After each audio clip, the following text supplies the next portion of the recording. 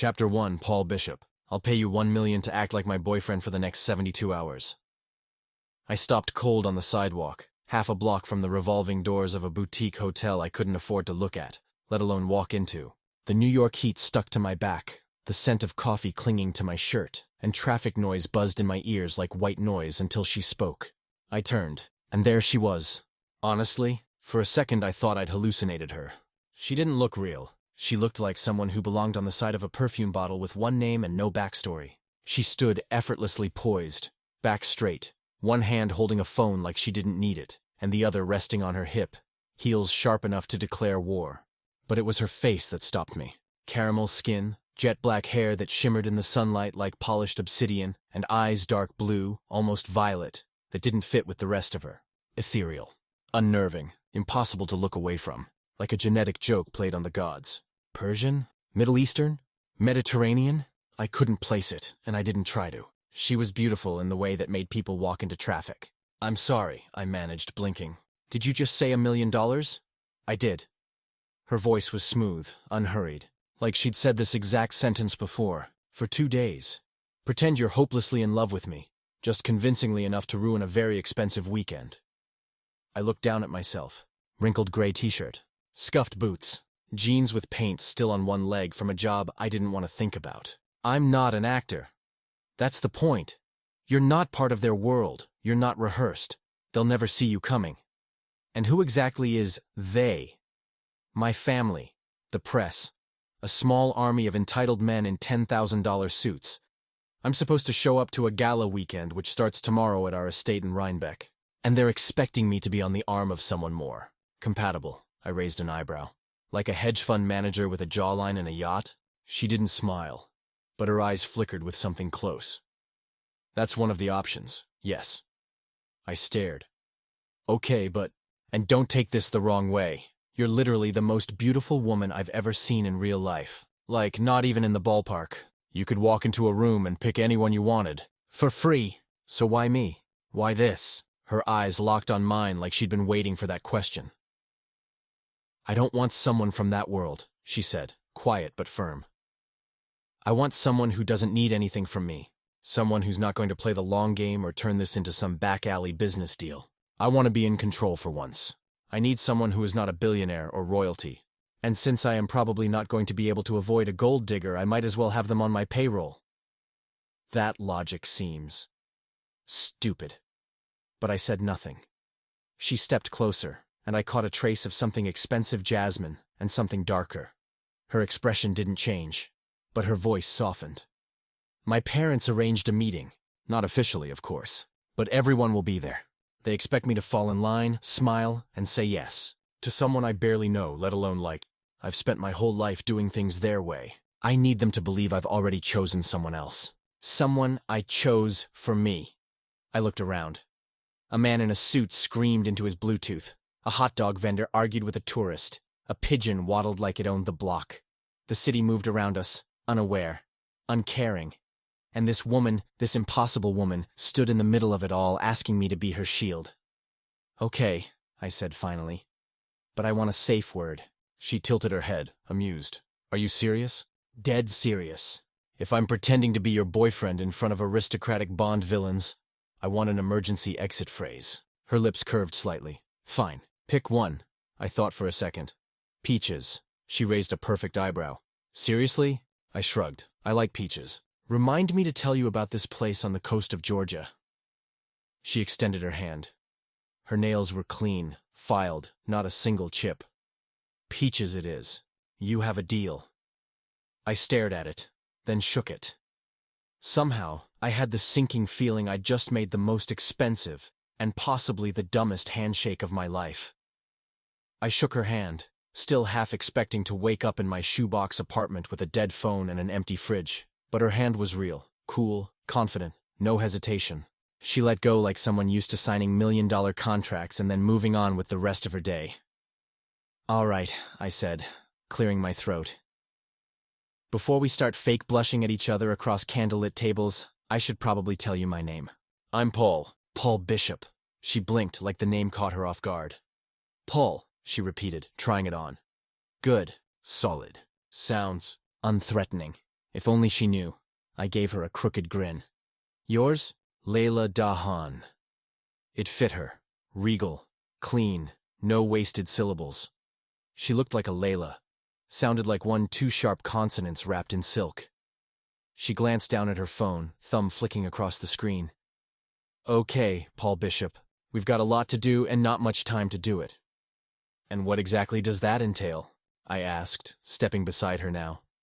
It felt natural, somehow like I'd already slotted into the role she'd written for me in her head. She didn't even look up. We're going shopping. I blinked. I'm sorry? Her eyes lifted slowly and landed on my boots, then my jeans, then the faded t-shirt with a hole near the collar. Paul, darling, she said, her voice suddenly dripping with posh sarcasm. You look like you build motorcycles and occasionally bury bodies in the woods. I shrugged. I've done worse. Her brows rose just slightly, not fear, not disgust, curiosity. I saw the flicker. She was trying to work me out. She didn't know what she'd just picked. Under the scruff and worn clothes, I was built for violence. You wouldn't guess it unless you knew what to look for, how I moved, how I stood, how I scanned every exit without thinking. The old scars on my knuckles weren't from carpentry. The faint limp in my left leg wasn't from a bike accident. I wasn't just some guy who wandered out of a paint job and stumbled into a payday. I'd done things, dangerous things. The kind of things you can't talk about in polite society. She thought she was in control, that this was a simple con. Dress up the stray in designer clothes, parade him in front of the family, and slip away from a loveless deal. She didn't realize yet, she hadn't even begun to realize that she hadn't picked a puppy. She'd picked a wolf. Still, I played along. That's what this was, right? Acting. All right, I said, scratching my jaw. Let me just get this straight. I'm your boyfriend of how long? 6 months, she said without missing a beat. We met at a charity event in Florence. You're a self-employed entrepreneur ex-military, now doing humanitarian consulting. Just finished a project in South Sudan. Nice touch, I muttered. You've never been married. No children. Grew up in Maine. Love dogs, old books, and Italian espresso. You also speak a little French. Do I? Enough to make them believe you're cultured. And how do you know all this? I wrote your backstory on the ride over. I let out a low whistle. Remind me never to play poker with you. She allowed herself the ghost of a smile, then gestured toward the line of waiting black cars along the curb. One of them peeled off and slid smoothly to the curb in front of us. A uniformed driver stepped out, eyes flicking to me with the professional blandness of someone who'd seen worse. He opened the door for her. Leila glanced back at me. Come on.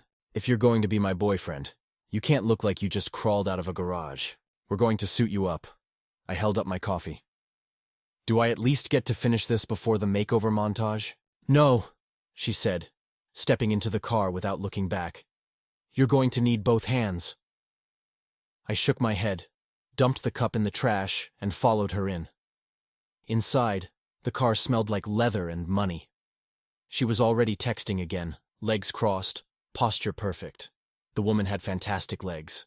I tried really hard not to look at them. You should never hit on your employer.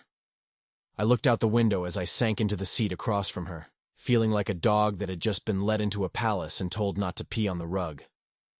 So let me guess, I said. We're not going to the outlet mall. She didn't look up. We're going to Victor's. He's discreet and judgmental, which means he's good. I leaned back, arms folded behind my head. Sounds like fun.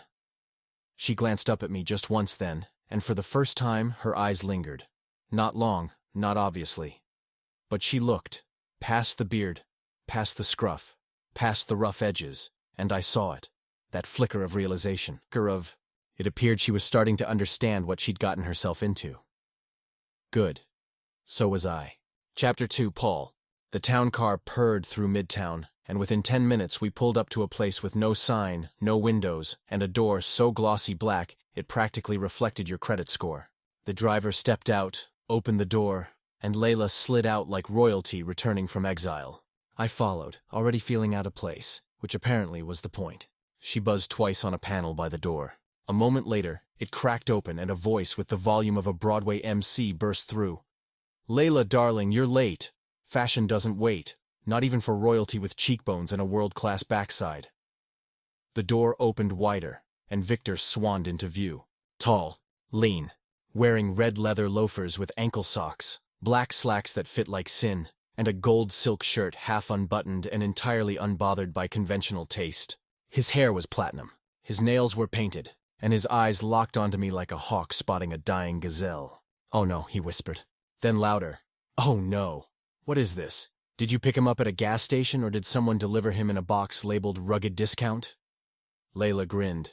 "Victor, meet Paul. He's playing my boyfriend this weekend." Victor circled me like a shark, making thoughtful, dramatic sounds under his breath. He stopped, finger pressed to his lips. "This is a challenge," he announced, delighted. "I accept." Paul gave him a lazy grin. "You sure? I might be beyond salvaging. And we already checked the return policy. There are no takebacks." Victor waved a hand. "Please." I once turned a Lithuanian bodyguard into the face of a Calvin Klein lean and clean campaign. And you. He paused, squinted at my face. "You have potential. Like if James Bond had a dirty phase and stopped caring about life for a bit." Leila snorted. "I'm standing right here, you know." "And so is this shirt," Victor said, poking at it with a manicured finger. "This textile crime. Is this ketchup? Or is that paint?" "Art," I said, "from a wall. I fell through it." "Tragic," Victor whispered. "Come, we'll burn it ceremonially. Now strip." "Pardon?" "Strip. Off. Now." He clapped. "Leila, darling, help him if he gets shy." "I'm good," I muttered, pulling the shirt over my head. The jeans followed. Leila had perched herself on a tufted velvet settee, scrolling through her messages. She didn't even glance up, though I noticed she did slow her scrolling just a little. One corner of her mouth twitched. "You're enjoying this," I said. "A little," she admitted. Victor reappeared, arms full of fabric. "Okay, let's start with the navy." "No, charcoal. No, wait, midnight blue. You have a dangerous aura. We need to lean into that. I'm more of a t-shirt and don't get shot kind of guy." Victor waved that off. Yes, everyone loves a tragic hero. Right now, stand still and let me wrap you in magic." Over the next 30 minutes, I was buttoned, pinned, cuffed, and judged. Multiple times. Victor fussed with my shoulders. "You have the back of a man who's done terrible things for the government." I rolled my eyes. He turned to Leila. "And this face, once we clean it up, give him a shave, maybe push the hair back. This is going to hurt people. Emotionally." She glanced up and met my eyes. Her smile was subtle. Real. "It already does," she murmured, half to herself. I wasn't sure what to make of that. "All right," Victor clapped again. 3 jackets, 2 slacks, 2 evening suit. Custom-fitted, hand-stitched, and sexy enough to fake a relationship with that. He pointed dramatically at Leila. "You're welcome." She gave a mock curtsy. "As always, Victor, your taste is loud but impeccable." He blew her a kiss, then turned back to me. "You, mountain man, are a walking tragedy no longer. Now go try on the suit with the lapel I adore. You know the one." I stepped into the changing room as Leila's phone buzzed again. She rolled her eyes but didn't stop smiling. Text after text came through, her screen lighting up like a pinball machine. "Family?" I called through the curtain. "Worse," she said. "Media. Friends of friends. Word got out I'm bringing someone." I peeked out. "They that curious?" "They're that hopeful. Hoping I've come to my senses and chosen someone appropriate." "Sorry to disappoint," I said, stepping out. The room went quiet for half a beat. Leila looked up. Even Victor stopped mid-rant. "Well, damn," she breathed. The suit fit, like it had been made by angels and approved by devils. Midnight blue, soft as sin, sharp enough to make a statement in a room full of egos. Victor put a hand on his heart. "I am so good at this." Leila said nothing, but she was still looking, still smiling. And for the first time, she looked like she was starting to believe this might actually work. "Now that you look like a man who knows what caviar tastes like but have fallen on hard times," Victor said, clapping his hands. "There's just one more stop." I checked my reflection in the tailor's mirror. The suit alone felt like wearing confidence. The tailored jacket hugged my shoulders. The shirt opened just enough to be dangerous. And the slacks, well, let's just say Victor had opinions about presentation. Still, I couldn't deny it. I looked. Sharp. Leila stood behind me, studying the finished product. "Not bad," she said softly. "You clean up well." "High praise," I muttered. "So, what's next? Ballroom dancing? Charm school? Are you going to teach what fork to use?" "Salon," she said, like it was a verdict. I turned. "Salon? Like a haircut?" Victor made a sound like I'd just insulted his ancestors. A haircut? Darling, we're not giving you a trim and a lollipop. We're taking you to Vanessa. She's going to peel you like an onion and rebuild you as a fantasy. I cocked an eyebrow. Nothing about that sounds pleasant. They ignored my comment. Leila was already headed for the door. We've got an appointment in 15 minutes. Victor pulled some strings. I followed, slightly concerned. Is this going to hurt? Only your pride, Victor said sweetly, and possibly your chest hair. The salon was tucked into a discreet brownstone on the Upper East Side. No signs, no walk-ins, just a name whispered among the rich and obsessively well-groomed Maison V. Victor swept through the door like he owned the place. Vanessa, he called. I brought you a fixer-upper. The salon smelled like lavender and success. Everything was white marble, brushed gold and soft lighting. A team of women in sleek black uniforms turned at once, like a coven sensing blood. From behind a curved desk, a woman emerged in heels too high for physics, and a body-hugging black dress that could have been painted on. Long waves of dark brown hair, glowing skin, and a grin sharp enough to file patents. Victor, she said, kissing both his cheeks. You brought me a challenge? I brought you him. She turned to look at me, assessing in less than a second. Beautiful bone structure, great shoulders. Beard's got potential. We can work with this. Why do people keep talking to me like I am not here? She smirked. Ah, the fate of the talentless, ugly, and broke. But you, honey, you'll be everywhere soon. I literally have no idea what that means. Leila sank into a velvet chair with a stack of magazines and sparkling water, watching the circus unfold with amused detachment. Vanessa clapped her hands. All right, girls. Phase 1. De-grizzle. Let's show this mountain man what civilization feels like. I was guided, escorted. To a leather reclining chair and surrounded by 3 assistants, all of whom looked like they moonlighted as influencers. One began soaking my hands. Another applied a warm towel to my face. The third god help me started taking out clippers. I flinched. Wait, we're not doing anything weird, right? No, Vanessa said sweetly. Just fixing everything. There was scrubbing, moisturizing, exfoliating, a manicure that was somehow masculine.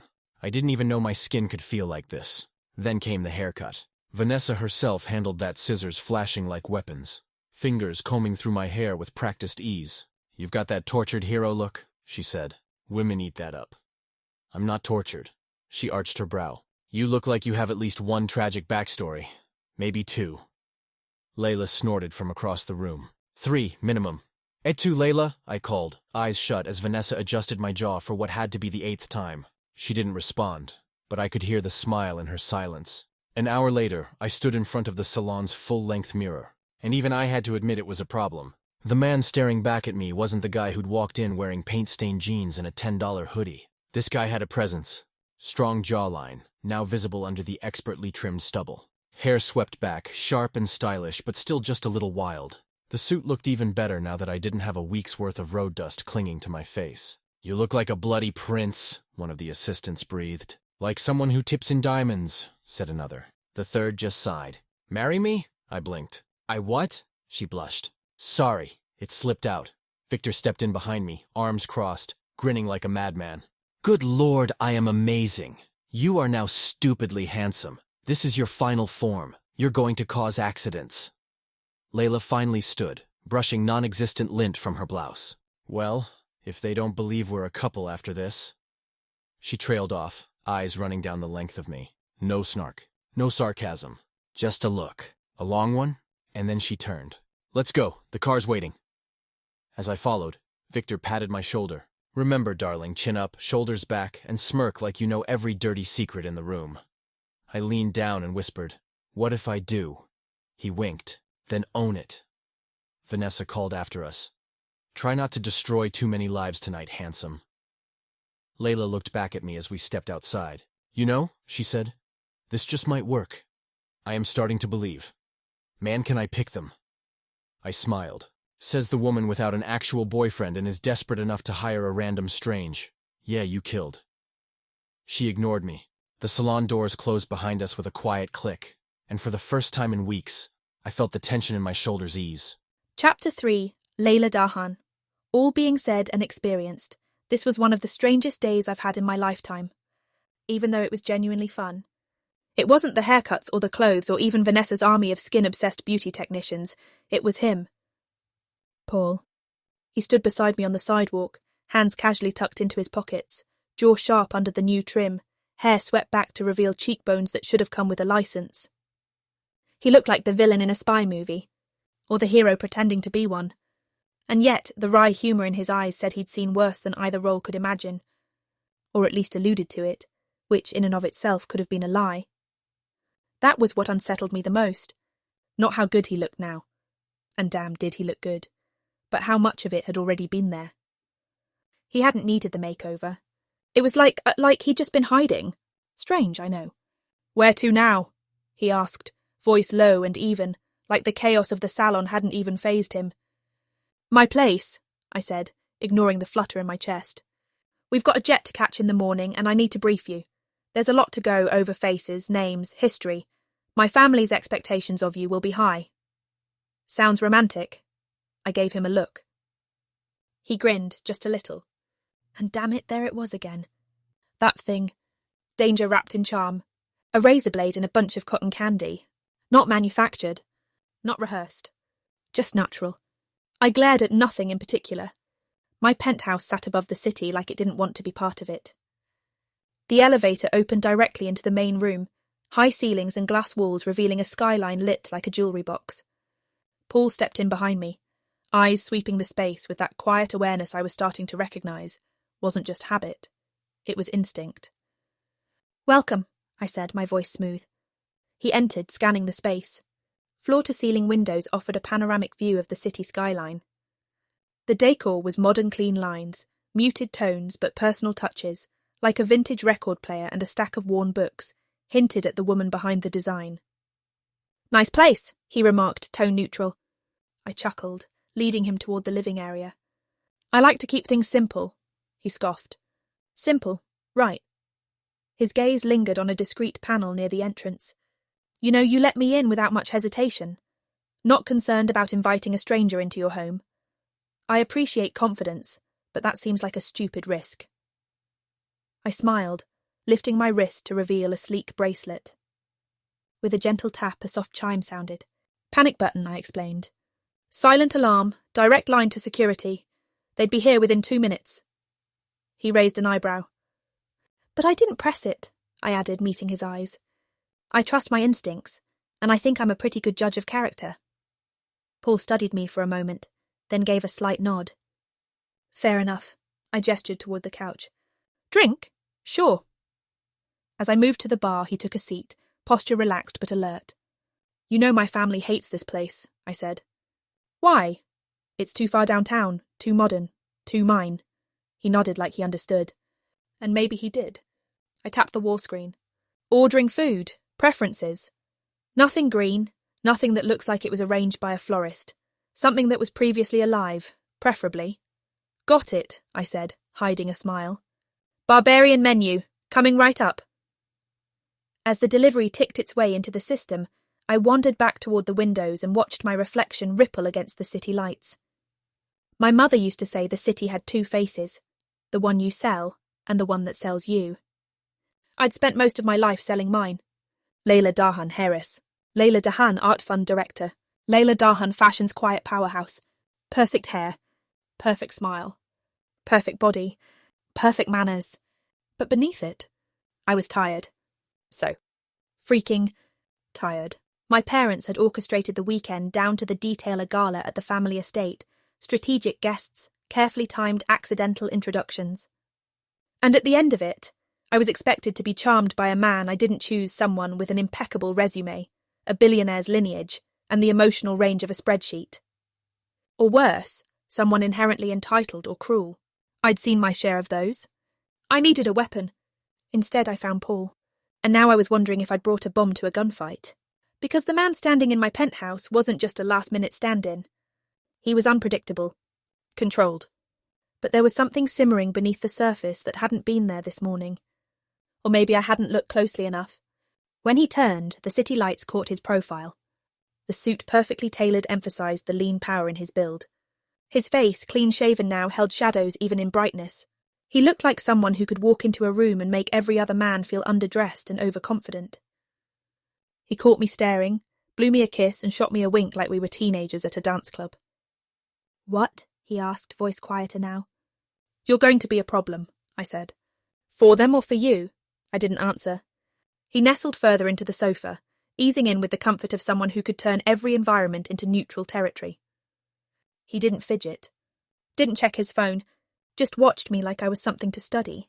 "You said you'd explain more about what we're up against," he said. "Lay it on me."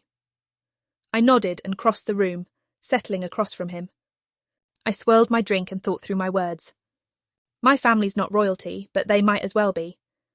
The European Strategic Trust is embedded in half the infrastructure projects between here and Dubai Energy, transport, tech, even military logistics if you know where to look. We don't just move money. We design the world it moves through. My mother is complicated. Think Grace Kelly if she were raised by Machiavelli flawless posture, razor-sharp instincts, and a voice that can cut glass or seduce kings, depending on what the room requires. I have 3 siblings. My older sister, Selene, is married to power with a husband she hates, dresses like a Vogue cover, and looks at everyone like she's calculating what they'll be worth in 5 years. She's a master of elegance and quiet destruction. Amira, my younger sister, pretends to be above all of it, earthy granola, barefoot at brunch, but she can be spiteful if she thinks she's being overlooked. And then there's Nathan, the only boy. Technically the heir to the company. Sweet, quiet, smarter than anyone gives him credit for. The pressure on him is suffocating, but he carries it with this soft resilience. He sees more than people think. Probably more than he should. It's really unfair to the kid. He loves video games and coding. Paul gave a low whistle. Fun childhood. Selene followed the script and is miserable. My parents and more importantly my grandfather expect me to marry someone that fits. Someone safe. Predictable. Publicly polished. Privately controlled. And you're going to show up with me? He arched an eyebrow. Gotta love a good curveball. I needed the opposite. Someone no one could research. Someone who doesn't care about their approval. Someone unknown enough that they'll question how well they even know me. Quite the risk for a statement of independence, he said. And if this backfires? Then I lose my last ounce of independence. My trust fund gets locked into a marriage clause. The board votes me out so I can make babies. And I become a figurehead in a power suit. I smiled. A sexy power suit, but a figurehead nonetheless. He rolled his eyes. You couldn't help yourself, could you? Don't pretend you haven't been checking out my ass.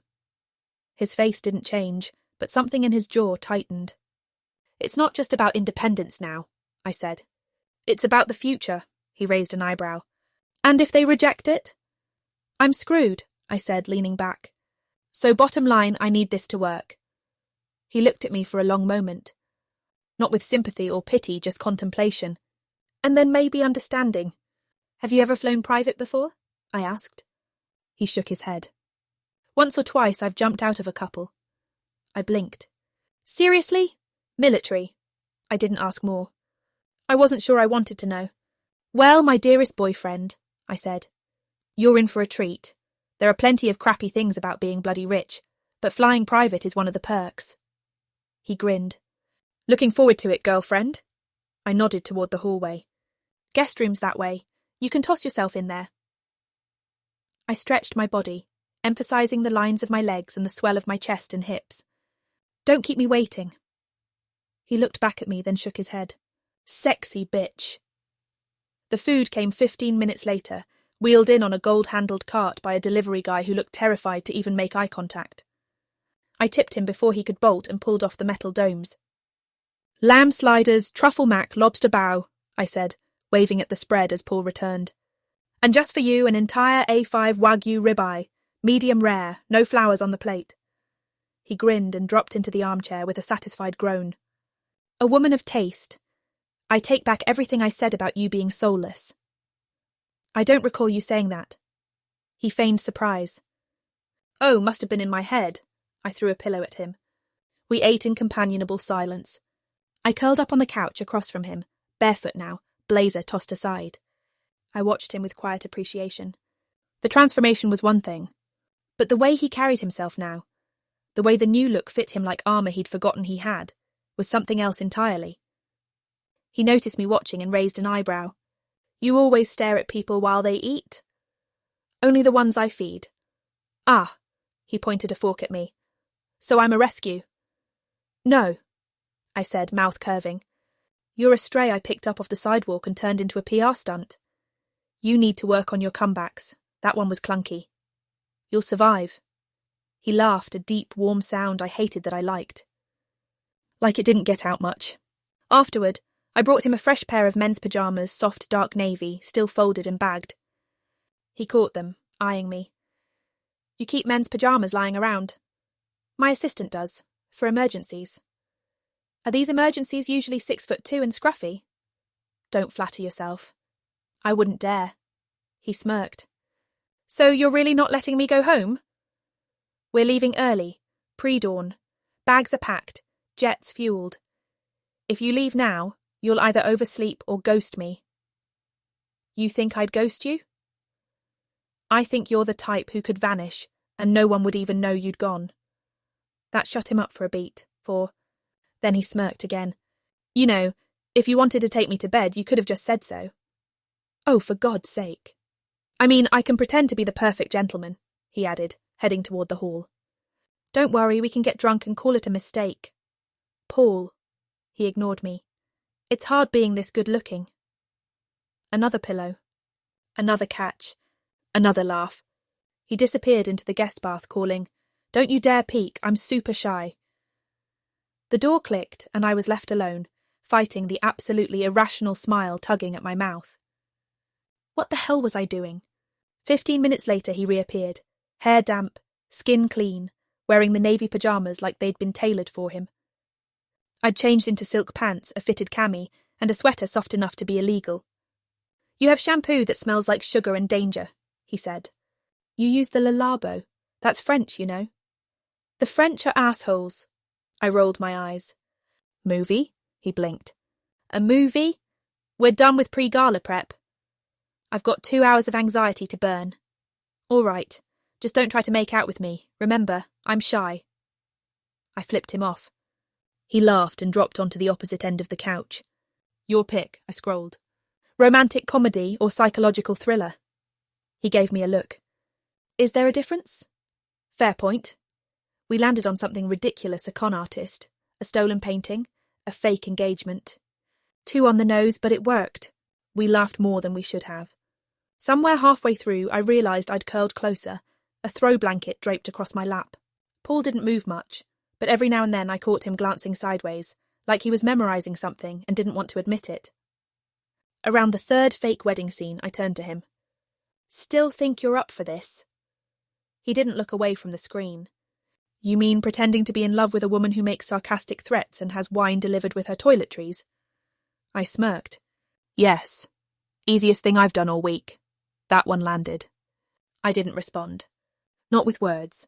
Just sat there, feeling the weight of the moment settle over both of us. Tomorrow we'd be on a jet headed toward a powder keg of aristocrats, family betrayals, strategic marriage proposals, and photographers who could ruin my life with a single snap. But for tonight, it was just me, him, the glow of the TV, and the kind of silence that felt like it meant something. And that was the most dangerous part of all. The credits rolled, fading into the low hum of the city beyond the glass. Paul didn't move. I could feel the shift, the way his arm rested along the couch, the stillness in his body. Waiting. I muted the TV and turned to him. He looked at me, eyebrows raised slightly, like he already knew I was about to say something I hadn't fully thought through. I was thinking, I said, shifting my legs underneath me, we should kiss. Paul didn't blink. Then slowly he leaned forward. You were thinking about kissing me? Can't say I'm surprised. Don't make it weird. Oh no, he said, clearly amused. By all means, keep explaining the part where we have to kiss each other. If we show up at that villa and can't even pretend to be physically comfortable, it'll be obvious, I said. We have to convince my family we're in love. People will be watching for cracks, especially my mother. She reads everything like a script. So you want to practice? Yes. And you thought now? He glanced down at his pyjamas. In your living room was the time. I fought the flush crawling up my neck. We're leaving in 6 hours. When else would I spring it on you? At the private gate with my father's people around. He studied me like I was an equation. His voice dropped, lower now. So let me get this straight. You want us to kiss, for training, no emotion, no spark, no chance of doc complications. Exactly. All right. He stood up. Just like that. He didn't tease. Didn't posture. Just moved toward me and looked down, expression unreadable. My heartbeat picked up, not because I was nervous. I never got nervous. This was just unexpected. Paul, I said, aware of the heat coming off him, the way his shadow cut across my bare legs. You sure? He asked, quieter now. Yes. It came out softer than I intended. He brushed a thumb against my cheek. Then he kissed me. Not polite. Not casual. Not practice. His hand slid beneath my jaw, tilting my face toward him, and his mouth met mine with quiet, steady pressure that shattered every expectation I had. It was warm, slow, intentional, and devastating. There was no rush, no fumbling, just the sure, focused kiss of someone who didn't second guess. Who knew how to read a woman? Who kissed like he'd meant to do it all along and was only just getting around to it?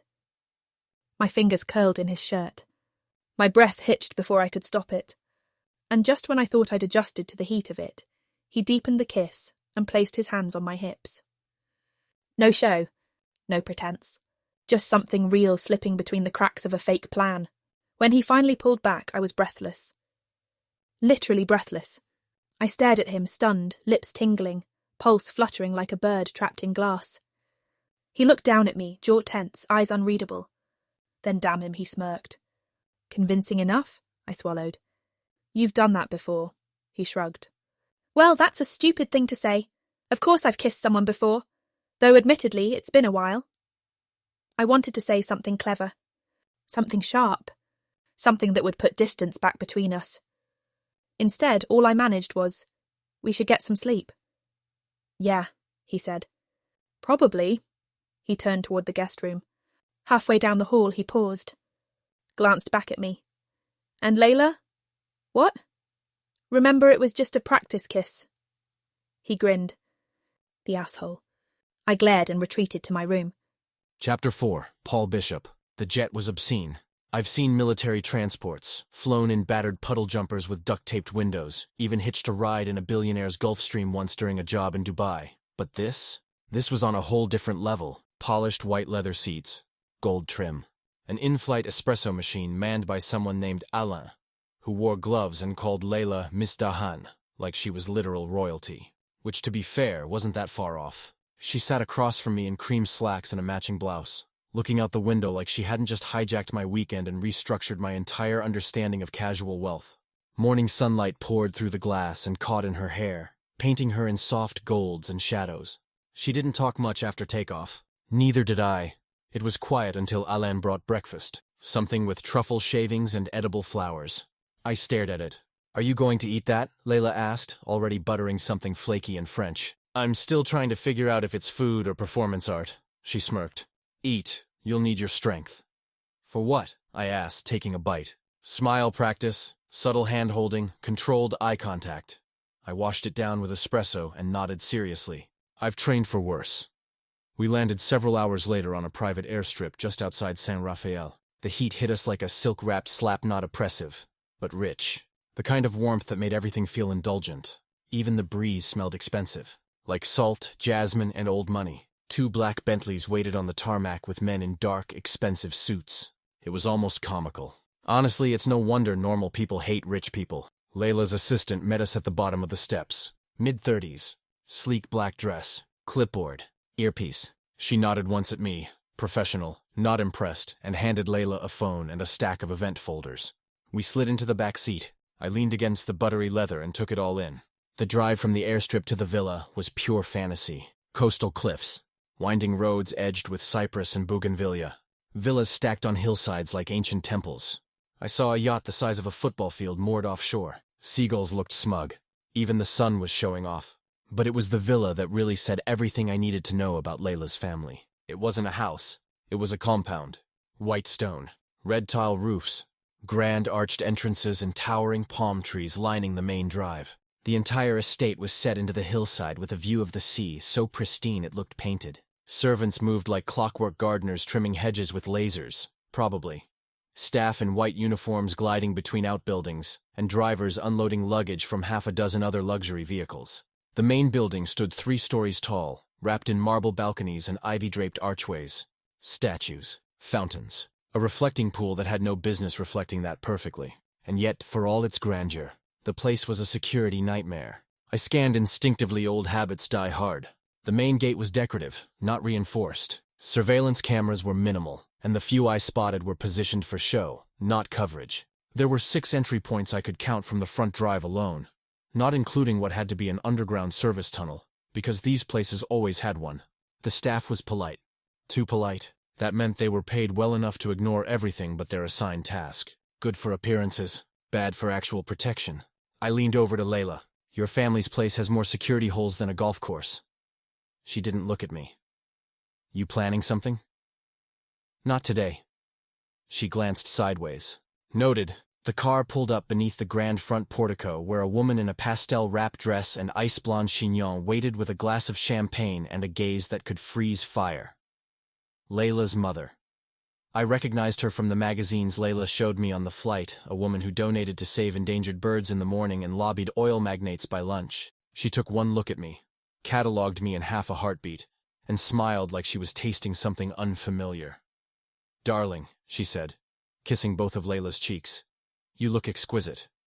Thank you, Mother. This is Paul. Her gaze flicked to me. The one from Florence? I smiled and gave her the most practiced, charming nod I could fake without gagging. She didn't extend her hand, just offered a faint, cool smile and turned back toward the villa, expecting us to follow. We did. Inside was exactly what I expected. Cool marble floors, vaulted ceilings, fresh-cut flowers in antique urns, and original art that probably had names like Untitled No. 3 or Girl with Fire in Her Eyes. A butler escorted us up the grand staircase to our wing. Not a room, a wing.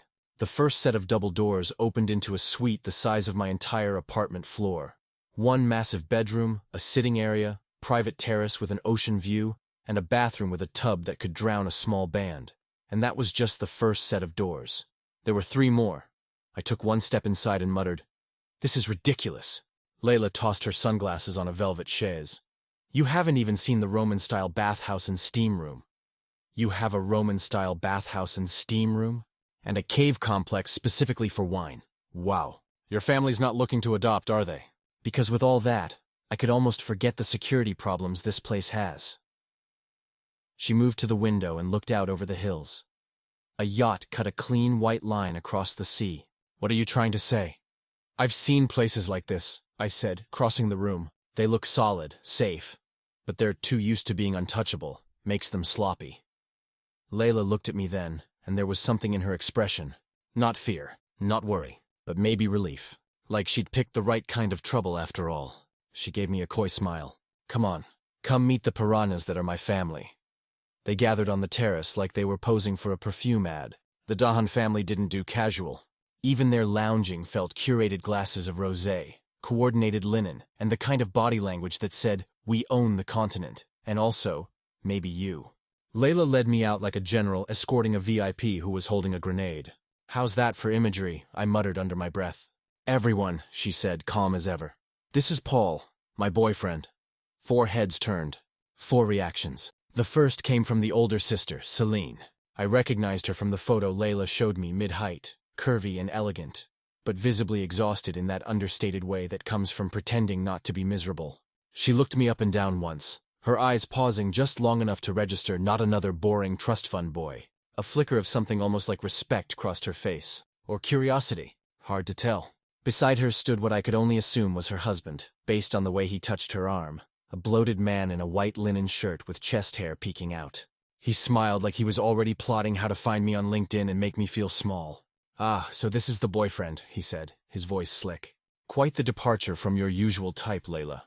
I thought you were attracted to competence. You really need to stop drafting these pretty boys." Leila smiled without teeth. "Always a pleasure, my dearest brother-in-law." The younger sister was next. Amira Dahan, 21, barefoot, sipping from a mason jar of something green. wearing a sundress that screamed, "I studied abroad and vote with my heart." She barely looked up when we walked in, just muttered something about attachment being a construct. Then she saw me. And in real time, I watched her entire personality glitch. The granola aura evaporated. She blinked, straightened her posture, and somehow her hair got shinier. She tucked a lock behind her ear, crossed one leg over the other like she suddenly remembered how legs worked, and said in a voice 2 octaves lower, "Hi, I'm Amira." Leila didn't even look at her. She's a philosophy major. "I'm minoring in applied neuroscience now," Amira added, smiling at me like I was the TA she planned to seduce for extra credit. "Of course you are," I said. Then the brother emerged, headphones around his neck, wearing a hoodie that had seen better years and pajama pants with cartoon characters on them. His hair was messy, his eyes tired, and his entire vibe said, "I've been up all night building a custom PC and drinking espresso like it's a survival strategy." "Yo," he said, nodding at me. "You play Overwatch?" "Obviously. Been a bit for me. Not in love with the 5-player format," I said. They stopped and looked at me. Really looked at me. The brother grinned, then glanced at Leila. "This is your boyfriend?" "Why do you sound surprised?" she asked, one brow raised. He shrugged. "He plays Overwatch." "Aren't things like that a waste of time? Not your normal type. Also, I think this one might be too hot for you." Leila blinked. I choked. The brother-in-law snorted. "Ah, youth, no filter." The younger brother ignored him, already tapping something into his phone. "Do you have a Steam ID, or do you play on console?" "Please, keyboard all the way. But I've been around the Xbox too." "I'll send it to you," I said, because he was the first one who hadn't looked at me like a threat or a novelty. "Cool. Oh, and there's gonna be a girl here tomorrow night. Don't say anything weird. Her name's Zoe. If anyone embarrasses me, I will unplug the Wi-Fi." "Come on, man. Let's not get crazy." "We can talk about this," I said solemnly. The kid snorted and tried not to laugh. Leila stepped forward, gracefully ending the introductions. "We're going to unpack. Dinner's at 8? Her mother, who had watched the entire interaction in silence from the edge of the terrace, finally spoke. "Yes, wear something tasteful." Her eyes met mine again. "Both of you." Then she turned and walked back inside, as if she hadn't just delivered a command disguised as advice. As we left the terrace, Leila leaned in. "Welcome to the jungle." "Does that make you Tarzan and me Jane?" "No," she said without missing a beat. "I'm the one holding the rifle." "I'm not sure that makes sense." Leila led us upstairs, and for a while, things were quiet. Too quiet. Without being asked, I found another set of double doors, another sprawling suite, same ocean view. I unpacked, changed, and found a shady spot on the balcony, where I could watch the horizon roll down into the sea. The kind of view that makes people post inspirational quotes and pretend they're not dying inside. Then I heard footsteps. Clicking. Not sandals, not slippers. The distinct click of heels. I turned just enough to catch the moment Amira re-entered the scene. And what a moment. Gone was the thrift store sundress and bare feet.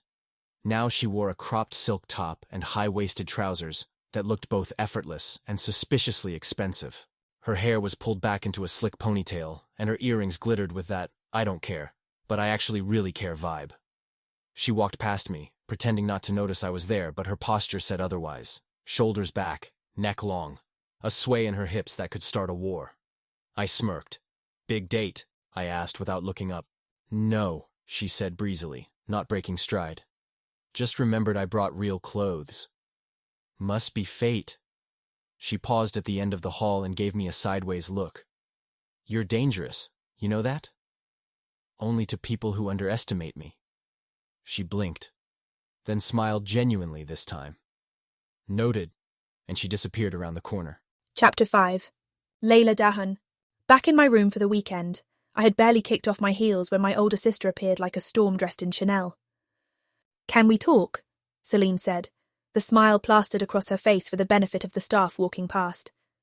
Her tone left no room for negotiation. I nodded and followed her into the sunroom. Glass doors, no soundproofing, classic Dahan design floor. "You brought a hired gun!" my sister hissed the second we were alone. "Don't bother denying it." I crossed my arms. "What are you talking about?" "Come on, that man is not your boyfriend. That man is." "Impressive?" Selene rolled her eyes. He doesn't belong here. That's the point. Leila Mother's already talking. She called Father twice. Do you know how hard it is to keep peace when you go rogue like this? I arched my brow. How's your peace working out exactly? With Don Juan waddling around like he owns the Riviera? A pause. That was low, she muttered. But not inaccurate. She looked away, suddenly tired. Just don't start a fire unless you're ready to watch it burn. I didn't flinch. You think I haven't been living inside one this whole time? Paul Bishop. I was in the media room with Nathan. He handed me a controller and pointed to the 72-inch screen like it was a holy relic. My teammate pussed out. Need a second. We're running a full comp, competitive, masters. I looked at him. Serious business, huh? It's for ranking and bragging rights. Hop on my second DPS account. If you're good, I'll let you marry my sister. No pressure, I said, sliding onto the leather couch and adjusting my grip like second nature. We queued up, game loaded. Map King's Row. I went Widowmaker. Nathan laughed. Oh, you're one of those. I love the flex. Only when I feel like hurting someone. Round 1 started. I grappled up to the ledge, scoped in, and popped 3 heads before Nathan even finished saying, "Where should we holy crap?" He looked over at me. I didn't look back. Wait, you're actually good? He asked. Egg on your face, dude. Now you have to let me marry your sister. He grinned. I switched to Ash for the second round and lit up the kill feed. Headshots, dynamite stick, BOB cleanup. Nathan sat there in stunned silence as the final kill cam showed my crosshair snapping to a Genji mid-dash and dropping him cold. Dude, he said, eyes wide. You're cracked. You're like a god. I shrugged. I dabble. You're a liar is what you are. Do you stream? Nope. You should. Wait, does Leila know you're cool? Obviously. He threw his head back and groaned. Great. You're going to ruin everything. Zoe's going to fall in love with you instead of me. Don't worry. She's not my type, I said. You haven't even met her yet.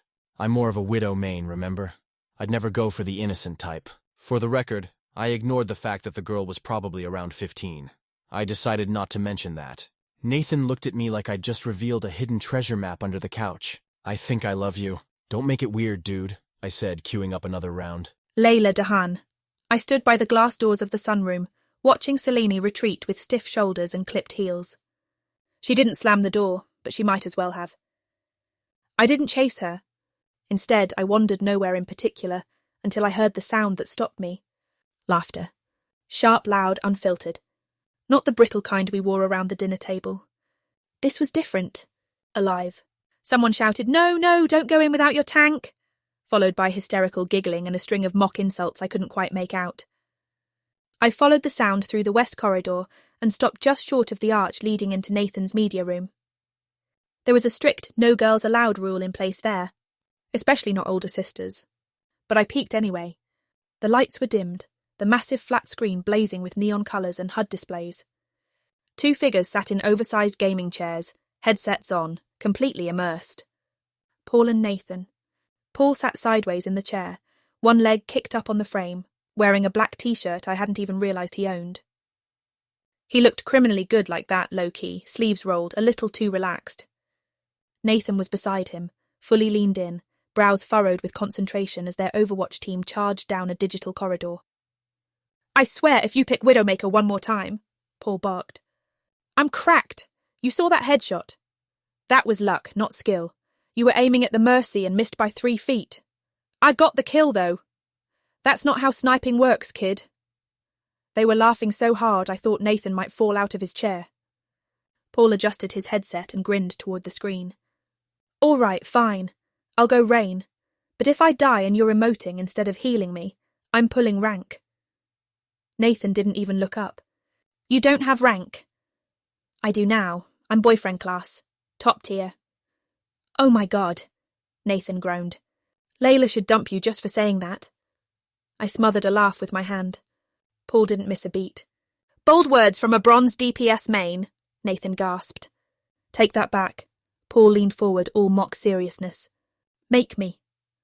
They both erupted into another round of yelling as the match restarted, their characters sprinting down King's Row. And I just stood there watching them. Paul had no idea he was being watched, but this version of him, loose, snarky, laughing like a teenager, was so far from the cold operator I first brought home it felt like I was seeing someone new. Or maybe someone he used to be. And Nathan? I hadn't seen him that light in ages. Not guarded. Not careful. Just himself. Our conversation could wait. They were bonding, and I didn't want to be the one who interrupted that.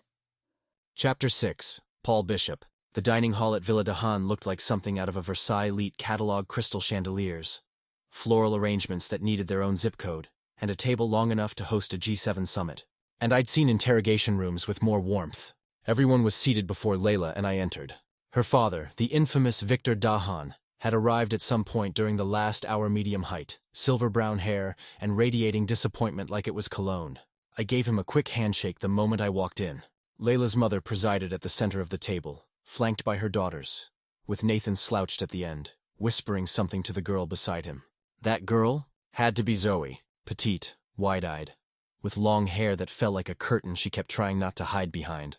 Cute, but not overdone blush on her cheeks like she hadn't expected to be noticed. She wore a dress a little too formal for her comfort, and when she saw me walk in with Leila, she stiffened like she'd just spotted a wolf. Nathan's whispering stopped, completely. "Thank you for joining us, Leila," her mother said. "Your father is ecstatic to see you." Leila's grip tightened slightly on my arm. I played the role. I leaned in, whispering just loud enough. "Your younger sister's in another designer gown. Your older sister looks like she wants to murder us. Your little brother has a date, and you. You've got one shot to beat the table. Ready?" She breathed in, collected. "Always." We took our seats, and the performance began. I couldn't help it, I was narrating my own situation. Ridiculous. Amira, now in a figure-hugging silk dress with hair perfectly curled and lip gloss that reflected light like a weapon, sat directly across from me. She twirled her fork absently, didn't touch her food, but her eyes never left me. "Paul," she said sweetly, "you never told us how you and Leila met. I assume it was love at first sight?" Leila started to speak. I cut in smoothly. "Not quite. It was mutual hatred at first sight." Amira tilted her head, intrigued. She thought I was an arrogant American. I thought she was too good for the party we were both trapped at. "I was too good for it," Leila muttered. "And I wasn't arrogant," I added. "Just right." Her father, Victor, coughed. "And what do you do, Mr. Bishop?" "Ah, the trap." I smiled. "Independent consulting." "In what field?" "Risk management. Strategy. Private sector contracts and security." "Military clearance?" her mother asked, too casually. "I prefer not to discuss former employers, but I'm not here on business. I'm here for Leila." Leila's mother studied me like she was searching for the hairline crack in a marble statue. Beside her, Amira sipped wine and didn't blink. Nathan finally spoke. "He's way better than any of your other boyfriends, Leila. He plays Overwatch. Like, disgustingly well." Her father blinked. "I beg your pardon?" "Never mind," Nathan muttered, then leaned toward Zoe. "My only complaint is he's too damn handsome. It's like he's photoshopped." "Nathan!" his mother exclaimed. "Language." He rolled his eyes and looked at Zoe, who turned beet red. Selene gave me a lingering glance over her wineglass, as if re-evaluating the chessboard. Her husband finally chimed in, gesturing lazily with a fork. "So you're a gun for hire with manners. How charming. Must be exhausting pretending to enjoy foie gras and trying to fit in with your betters." I leaned forward slightly. "Not at all. I enjoy watching rich assholes try to sound clever." The table froze. Leila smothered a laugh in her napkin. Her mother's lips twitched. That was either a warning or amusement. Nathan laughed openly. Even Victor cracked a smile. The husband just glared at me. By the time the third course arrived, some poached sea creature I refused to identify, the mood had shifted. Zoe had relaxed enough to speak above a whisper. Nathan, clearly smitten, was giving her bites off his plate, explaining each dish, its ingredients, and where the chef was from. The kid was nervous but doing well. I was proud of him. I might have given him a few pointers earlier. Amira had gone quiet. Her earlier sparkle dulled by something else. Frustration, maybe. Selene remained poised but pensive, watching Leila like she was waiting for a move she hadn't made yet. Her eyes kept flicking toward me. Leila sat straighter than ever, face unreadable, but I could feel the subtle change in her posture. She wasn't alone in this room anymore. She had backup, and it showed. Her mother tapped her wineglass lightly. "I must say, Paul," she said smoothly, "you're remarkably composed."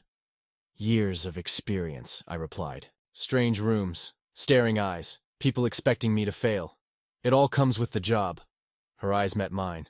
"No, your mannerisms are too polished. I feel like you've had formal etiquette training. I grinned. Oh, that, of course. When you're a spy with a license to kill, it comes with the territory. Her mother didn't flinch, didn't smile, didn't blink. A perfect portrait of composure. But I saw it, the flicker behind her eyes. Not surprise, not amusement.